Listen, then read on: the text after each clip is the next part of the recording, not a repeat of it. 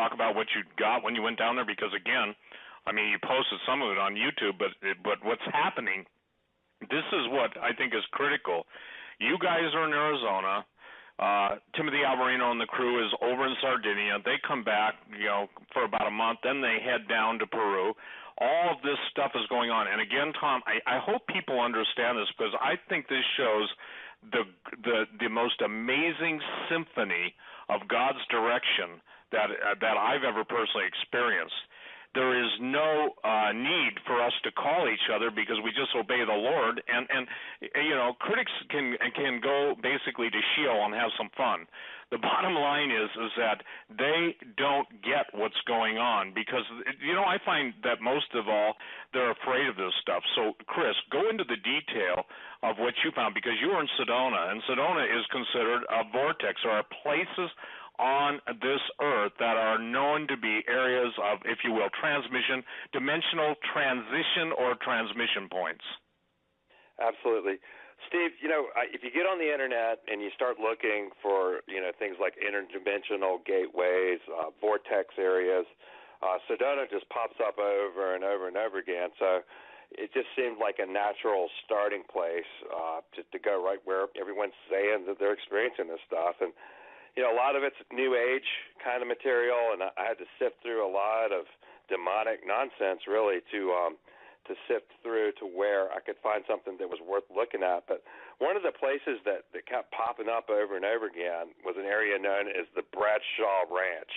And it's getting to be, the kind of place that's just like the same reputation as the Skinwalker Ranch and places like that. These areas are getting to be well known, and there's several of them, and they're listed in our book as well. But this one, I kept finding it in the UFO sources I would look at and things like that, where just articles mentioning this ranch. And so we went out there to a high point in the desert that kind of overlooks that ranch area, and I set up some professional cameras. I took a professional cameraman with me, and my wife went, and we all went out there. We had a guide, driving the Jeep and all this stuff, and we caught some stuff that I really didn't expect to see. I'd never really been a believer in this thing they call the orb phenomenon, these balls of light that people catch on camera. A lot of times, dust particles and things of that nature will appear that way, and that's a very real camera phenomenon. Things that cameras have inner reflections sometimes.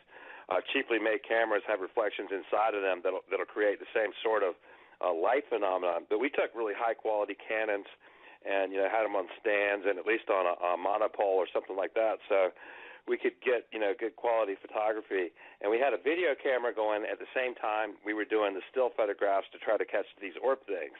Well, if you get it on two cameras at the same time, it's not going to be a dust particle lodged on one camera or something of that nature, or some kind of reflection, inherent to the design of the camera itself. And not only did we get that, we got them on video. My photographer saw an orb with the naked eye without even using a camera at all. So it definitely isn't merely a camera phenomenon. And we got a bunch of those things, and we got one moving in a really fast motion, and it seems to change direction in an evasive way and go the other way, and then just dematerializes and vanishes. I don't really know what to make of that. It's the first time I've ever seen anything like that on video. So, that is actually up on Facebook at the Path of the Immortals Facebook page, and people will just go there and like that. They can watch that video of the moving orb. And one of the things that people talk about in Sedona as well is there's all kinds of UFO lore about the military having an underground base in the desert there. And I didn't verify for sure if that's the case, but there's enough talk about it that I think something is going on. And it kind of reminds me a lot of the things that you have said, Steve, because people have said that there are guys with weird uniforms, like United Nations uniforms and things like that coming out of there that they haven't seen before. And there's something even going on with some people believe that aliens are actually in contact with this government base. And so there are plenty of books where people are claiming that aliens are interacting with the government and this base out in Sedona. Now, I didn't get any firsthand knowledge of any of that, but I had read about it before I went there. And we weren't expecting this, but I was out taking a photograph with my photographer one night, and my wife was just out shooting shots, seeing if she could see orbs or anything like that in the photographs. And we captured a massive V-shaped UFO way up in the distance in the sky by accident. We didn't even see this thing until we got home and were viewing our photographs, and there it was, way in the distance in the sky. But that's on the internet as well, and I don't know what that is. I've had 3 different experts that examine it, and I've got a range of opinions. Some, like Richard Shaw, who does Marzulli stuff, thinks that it could be like a bunch of different craft flying in a V formation. But other people, hey, Chris. Yeah. Let me interrupt you. Those things are being seen by too many people. If you TR3 as in Tango Romeo 3. R as in Romeo Bravo.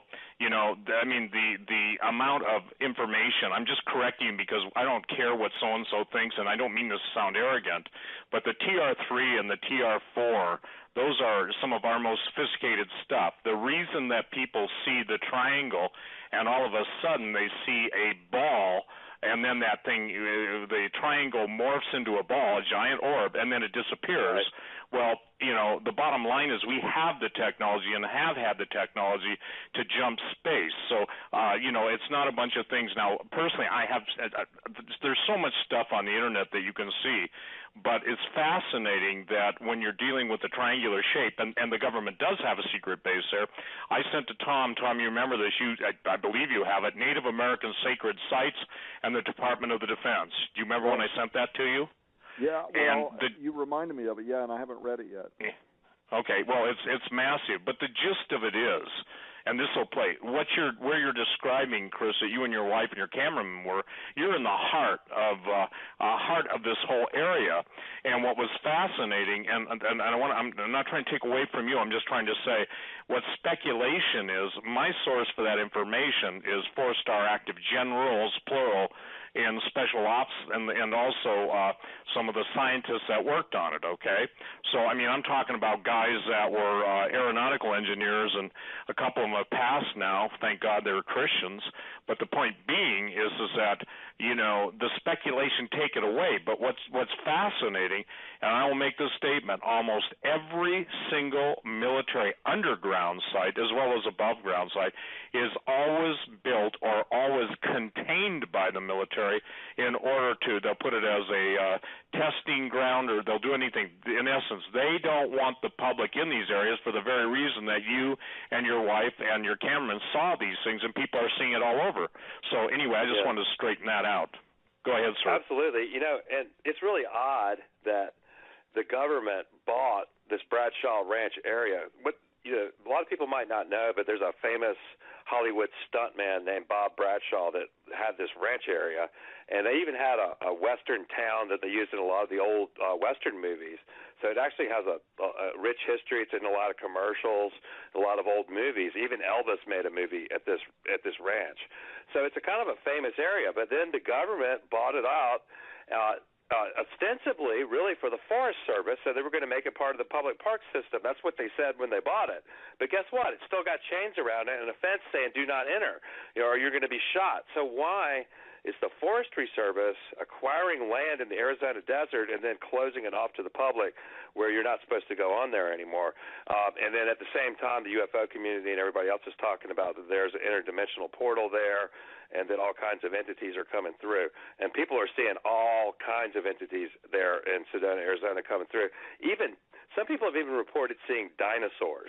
Now, I don't really know what to make of that story, but that is one of the stories that's come through that very area where we were. Now, I didn't see anything like that, but we did catch a lot of those orbs, and we caught a huge UFO on camera. So that's just verified to me because I have it on film, and the photographs are absolutely published in the book as well.